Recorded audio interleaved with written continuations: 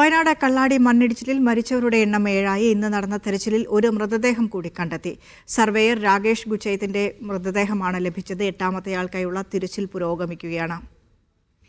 ഫൈസൽ നെടുമ്പാല ചേരുന്നുണ്ട് കള്ളാടിയിൽ നിന്ന്. ഫൈസൽ, ഏത് രീതിയിലാണ് ഇന്നത്തെ ഒരു തെരച്ചിൽ പുരോഗമിക്കുന്നത്? നിലവിലുള്ളൊരു സാഹചര്യം എങ്ങനെയാണ് കാലാവസ്ഥയുടെ?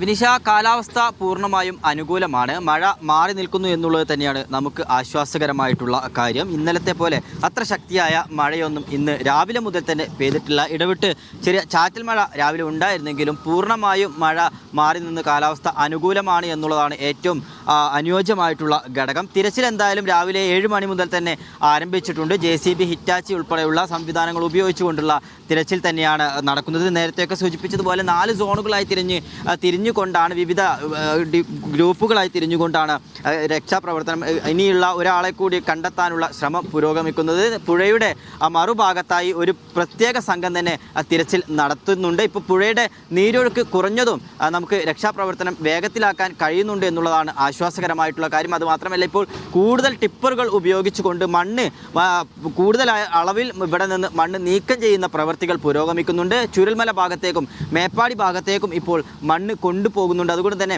വേഗത്തിൽ ഈ മണ്ണ് ഇവിടെ നിന്ന് പൂർണ്ണമായും നീക്കം ചെയ്യാൻ കഴിയും എന്നുള്ളതാണ് നമുക്ക് മനസ്സിലാക്കാൻ കഴിയുന്നത്. ഇനിയുള്ളത് വിക്രം റാണയാണ് കണ്ടെത്താനുള്ളത്.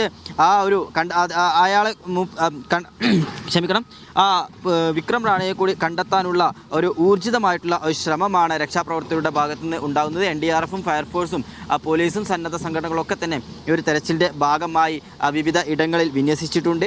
അവരൊക്കെ തന്നെ അതുമായി ബന്ധപ്പെട്ടുകൊണ്ടുള്ള പ്രവൃത്തികൾ പുരോഗമിച്ചുകൊണ്ടിരിക്കുകയാണ്. മന്ത്രിമാരായ T സിദ്ദിഖും അതുപോലെ AP അനിൽകുമാറും ഒക്കെ സംഭവ സ്ഥലത്ത് തന്നെ ക്യാമ്പ് ചെയ്തുകൊണ്ട് പ്രവർത്തനങ്ങൾ ഏകോപിപ്പിക്കുന്നുണ്ട്. അതുപോലെ KM ഷാജി, സണ്ണി ജോസഫ് ഉൾപ്പെടെയുള്ള ആളുകൾ ഈ സംഭവ സ്ഥലം സന്ദർശിച്ചിട്ടുണ്ട്. അങ്ങനെ ഏതെല്ലാം രീതിയിൽ ഈ ഒരു പ്രവർത്തനങ്ങളെ ഏകോപിപ്പിക്കാൻ കഴിയുമോ ആ രീതിയിലെല്ലാം തന്നെ ഏകോപിപ്പിച്ചുകൊണ്ടുള്ള ഒരു പ്രവർത്തനമാണ് ഇവിടെ പുരോഗമിക്കുന്നത്. വൈകാതെ തന്നെ ഈ മണ്ണ് ഇവിടെ നിന്ന് പൂർത്തിയാക്കിക്കൊണ്ട് ഒരാളെ കൂടി എത്രയും വേഗം കണ്ടെത്താൻ കഴിയും എന്നുള്ള ഒരു പ്രതീക്ഷയിൽ തന്നെയാണ് രക്ഷാപ്രവർത്തകർ ഉള്ളത്.